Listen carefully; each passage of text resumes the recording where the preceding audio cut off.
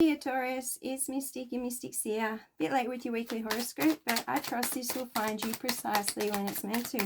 So let's see what's going on with your soul contract at the moment. To get you started, where you're up to with that. Says seed of light, you are a planter of light, leaving an eternal mark with every action. And your keywords are spiritual legacy, inner radiance, and new beginnings. So you may have some new beginnings coming in for you this week, but you are definitely a light in the darkness to lead others and or guide others. Let's see what's going on with your tarot. So yeah, quite a pretty card too. You know, a little plant growing there. You have the potential to grow into something big, something like a tree of life or something along those lines. All right, you've got the Five of Pentacles. So starting out this week, you might be feeling a bit worried, a bit left out, a bit disappointed. All right, but it's good to remember that Spirit leaves us out of things for our own good. Things that aren't for us don't make their way to us. So in the long run, quite often this Five of Pentacles energy, we look back on it when we know more about the situation and we're quite grateful for it. So Spirit's obviously making it so that something in your life that's going on in your energy, you are not a part of that. And you've got the King of Pentacles. So this gives us a bit more about what that is. So something corrupt. Whoever's leaving you out, this group of people or this person might be a bit materialistic. But whatever they're doing is unsteady. It's unstable. It's, yeah, definitely not good with that King of Pentacles in reverse. So embrace that solitude, embrace that time with self. You know, if you're not enjoying time with yourself, it might be time to do some shadow work, a bit of spiritual work. You got the Eight of Swords, so the only thing that's holding you back is the mind. Perhaps you're telling yourself you can't, you're not experienced enough, you don't know enough. Things like that need to be turned around, so that you can be telling yourself, yes, you are worthy. Yes, you are smart. Yes, you are, you know, whatever you want to say, like that's going to build yourself up. Give yourself those compliments, because here you can see she's got shackles around her and she's got a blindfold on. But those shackles are quite loose. All she's got to do is wiggle free, take her blindfold off, and she can walk out of the gap between the swords. So this is more of a mind restraint, a mind constraint that you have put yourself in here. And it's perhaps by not feeding yourself the positive information that you need to build your confidence up and step forth. And you got the Page of Swords in reverse. So this is about a little bit of inexperience, perhaps not being as responsible as you could be and lacking direction. So being stuck in that Eight of Swords, you escape and then you're not sure what direction you want to take.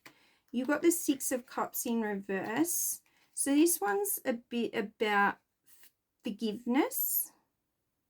So perhaps forgiving yourself too. Don't forget that. Forgiveness is really important. And forgiveness doesn't mean that what somebody did to you, so like say somebody did something wrong, doesn't make it okay. It just means that you are all right with moving forward. You're not going to carry that pain and that baggage and that hurt forward with you. So with this Six of Cups, it's also about getting your independence. So perhaps getting your independence from feeling stuck in this Eight of Swords. And yeah, you might be a little stuck in the past. So definitely work on that forgiveness, all right? You might be stuck in this too, like whatever's happened here, even though it's a recent thing, it's still in your past if it's already happened. So try to move forward from that. Try to make peace. Try and make it feel good in here when you, like when that comes to mind, when you meditate, when you are sitting still with yourself, when that comes up, try and make peace with it so that it doesn't cause you pain anymore. And lastly, you've got the Two of Swords in reverse. So I'm getting you're a little bit stressed out this week, a little bit confused. Might be with this Eight of Swords, this Page of Swords in reverse with not feeling experienced and maybe being a little bit irresponsible. And then you've got the Five of Pentacles and King of Pentacles in reverse. So all that sort of stuff's got you a little bit stressed, a little bit confused, and this is contributing to a little bit of imbalance in your life. So Spirit's definitely calling on you to really spend time with self, sit still within yourself, make peace inside, learn to be your own best friend essentially, because, you know, we're stuck with ourselves more than anybody for the rest of our lives. So we might as well make ourselves a fun person to be around. And if you find when you're by yourself, you're not really enjoying that time, it's, yeah, definitely giving you the indication that some shadow work needs to be done, which is, it's not as complicated as it sounds. It can be a little bit overwhelming, but make peace with the past, make peace with our pain, okay? Release old doubts and fears. You are currently undergoing changes that are necessary for your highest good. So this Five of Pentacles being left out is for your highest good, okay? They are changes that have been long awaited. Leave the past where it belongs, in the past. Trust that everything will fall into place for you in divine timing. So you just need to give it that time and take time for healing, okay? Self-healing and self-love. If people are gossiping about you or spreading rumors, don't fall for it. No one is worth lowering your vibration for. Let it move through you. See it for what it is, which is a reflection of their pain rather than the result of your actions, okay?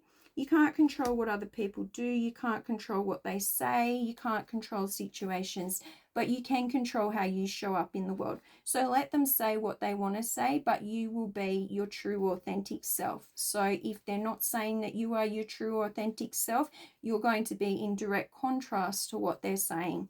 And, you know, if people want to get to know you based on somebody else's lies or opinion, then they're not really, like, are they really that deep? Are they really that, how would you put it? Like, is there enough depth there? Is there enough there that's worthwhile having them in your life if they're going to go off, yeah, other people's information? Love yourself more by saying no to things that feel draining and burdening for you.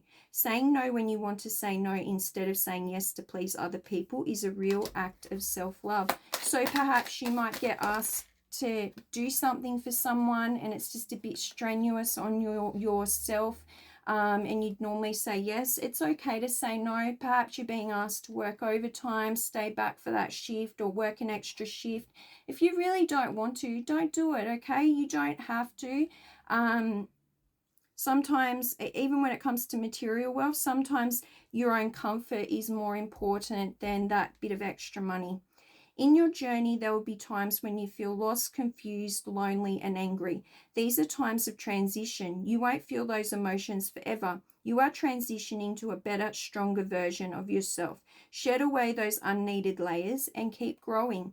See, it's okay to feel angry. It's okay to feel lost and confused and lonely. These are all normal parts of, like, being a human, the normal human experience.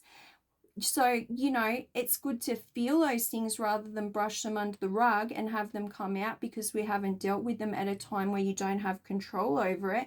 But it's also good to feel these emotions when they come up and make peace with them, because too often, like, normal human emotions are treated like a diagnosis that you can give a pill for. And I'm not saying like giving anyone any medical advice, but at the end of the day, like, you can't just, you know, have an antidepressant and make everything go away. There's things that we need to face and address and make peace with in order to live our best lives and be the best version of ourselves. So that is what I have for you, Taurus. Wishing you love, light, and healing, and sending you all the best on your week ahead. And I will catch up with you next time. Bye for now.